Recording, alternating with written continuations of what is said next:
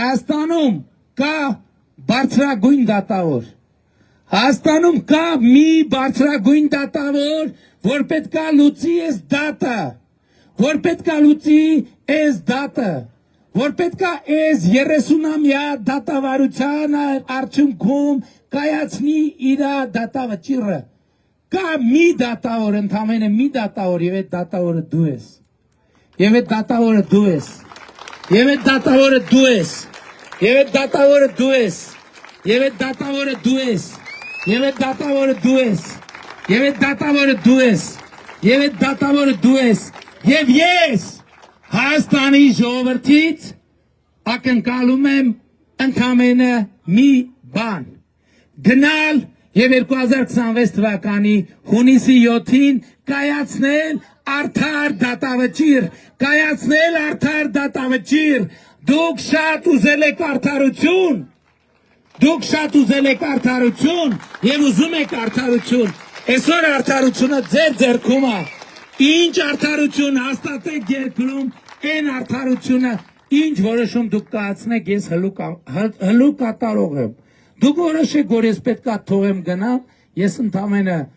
ձեր առաջ կխոնարհվեմ ու կթողեմ կգնամ, դուք կորոշեք, որ պետքա մնամ, ես կմնամ, բայց եթե այդ մանդատը տվիք, դրանց բոլորին ծակն եմ մցրելու, եթե դուք թույլ տվիք։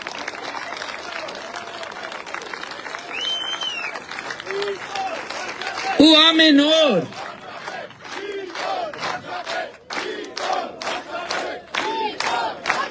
ու ամեն օր իրանք դրա պատճառները ավելացնում են, ամեն օր ավելացնում են։ Երեք ասում եմ, բանից հետո գնացել եմ, քարոզարշավից հետո գնացել եմ տուն, հեռուստացուցիչ չեմ միացնում, մտնում եմ YouTube, մի հատ podcast եմ գտնում կամ ֆիլմ եմ, կամ մուլտիկ եմ գտնում, նայում եմ, որ կտրվեմ այս բանից։ Հիմա գովազդներ ա բերում բանին, չէ, YouTube-ում։ Մեկ էլ գովազդ ա բերում, որ հայերեն հայկական գովազդ, որ բանը մի կին երկու երեխու հետ մտնում ա մանկապարտեզ, թե մի երեխու, նույնիսկ չեմ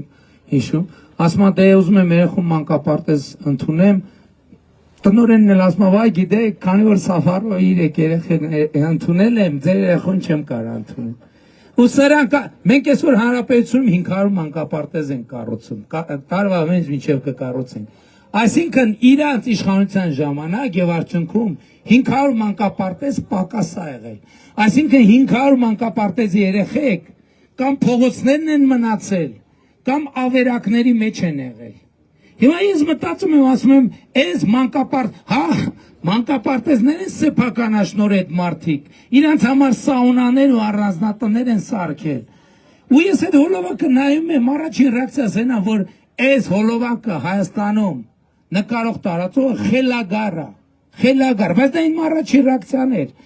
Այսօր առավոտ մտածեցի, որ չէ, դա խելագար չի, դա լրտես է, որովհետև մենք այդ թեման, փախստականների վերադարձի թեման 2024 թվին փակել են, նրանք միլիոններ են ծախսում, որ բացեն, եւ սա հանցանք է Հայաստանի պետության դեմ, եւ իրանք այդ հանցանքի համար պետքա պատասխան տան, ոչ միայն հոսանք գողանալու համար պետքա պատասխան տան։ Ու ես ուզում եմ ձեզ անկեղծ ասեմ, ոնց են փակել։ Ոնց ենք փակել մենք այդ թեման։ 2024 թվին ասելով, որ մենք Ղարաբաղի շարժումը չպետք է շարունակենք։ Տենց, որովհետև ես ասել եմ, որ 500,000 հայ Ադրբեջանից հեռացել է, եւ մենք չպետք է առաջ մղենք այդ թեման։ Եվ փոխադարձաբար պետքա փակենք այդ դուռը, որովհետև դա մի դուռ է։ Եթե այս կողմից բացում ես, այն կողմից էլ է բացվում։ Եթե այն կողմից ես բացում, այս կողմից էլ է բացվում։ Եվ մենք փակել ենք այդ թեման անվերադարձ։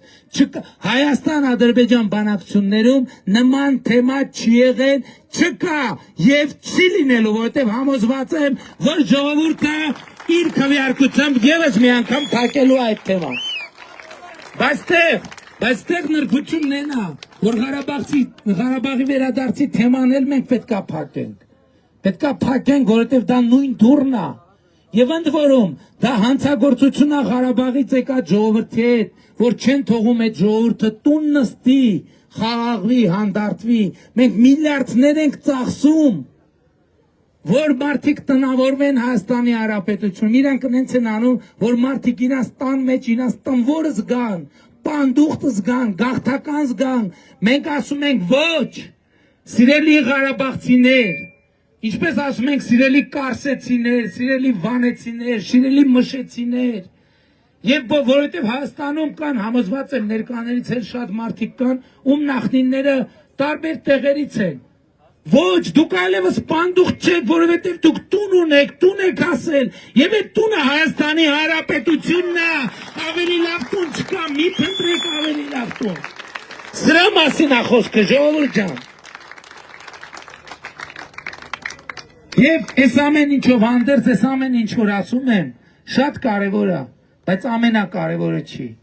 Ամենակարևորն է նա, որ ամենակարևոր հարցը, որ այս ընտրություններում պետքա պատասխան ստանա, հետևյալն է։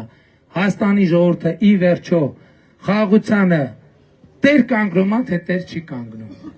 Որովհետև մեր 9 ամսական խաղաղություն նման է 9 ամսական երեխայի։ Ես հիմա տեսնում եմ ժողովուրդ, որ Հայաստանում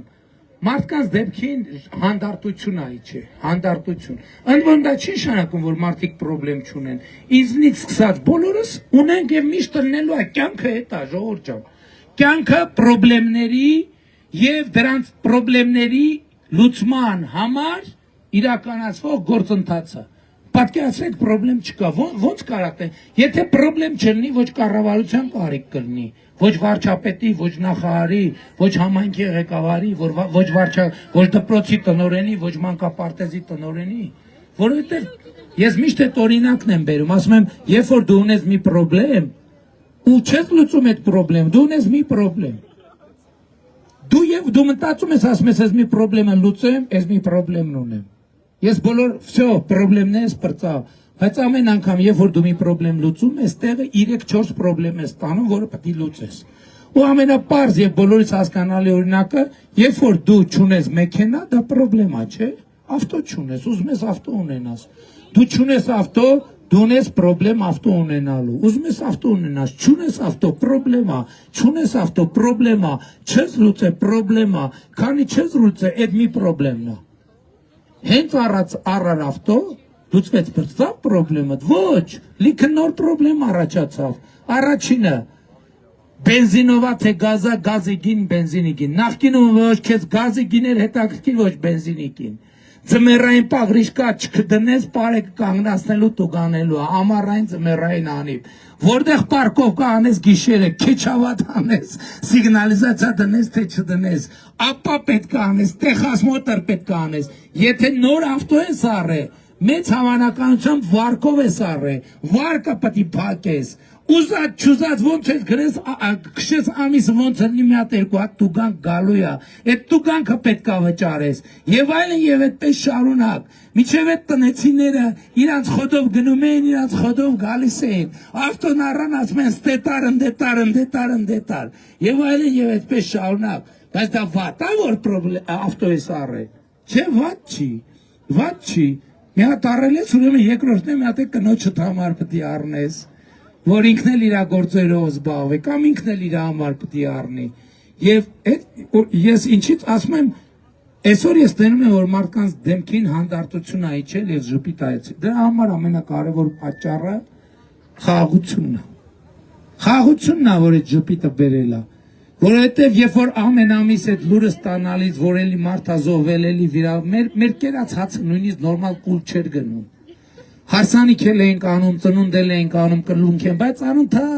անընդհատ ինչ որ մի բան ոնց որ սենց սրտներս այդ խաղաղությունը հանդարտություն է բերել։ Եվ 9 ամսական երեխայի նման այդ ուրախությունը բերել է, բայց ինքը ունի եւս մի ընդհանրություն 9 ամսական երեխայի հետ։ Իրան եթե չխնամենք, ինքը չի ապրի։ 9 ամսական խաղաղությունը 9 ամսական երեխայի պես եթե չխնամենք, հոգ չտանենք, ինքը չի ապրի։ Եվ պատերազմի եռագլուխ կուսակցություն էլի ասում է, չէ, մենք մեկա չենք կարելու, եկեք որբանոց անձնենք այդ երեխային։ Այն երաշխավորին, այն որի մասին ես պատմում էի, որը գծերը չէր կարում գտնի։ Բայց մենք ասում ենք, չէ, հերիքա, մենք պետքա դադարենք այն գործելակերպը, որ թույլ ենք տալիս, որ ուրիշները մեզ օգտագործեն ուրիշների դեմ, որովհետև դրա վերջը գիտենք ինչա, դեն շպրտվելն է եւ անպաշտպան մնալն է։ Եվ այս է պատճառը, որ ես բոլորիդ կոչ եմ անում, խնդրում եմ, հորդորում եմ, գնալ ընտրական տեղամասեր եւ քվեարկել հետեւյալ տրամաբանությամբ։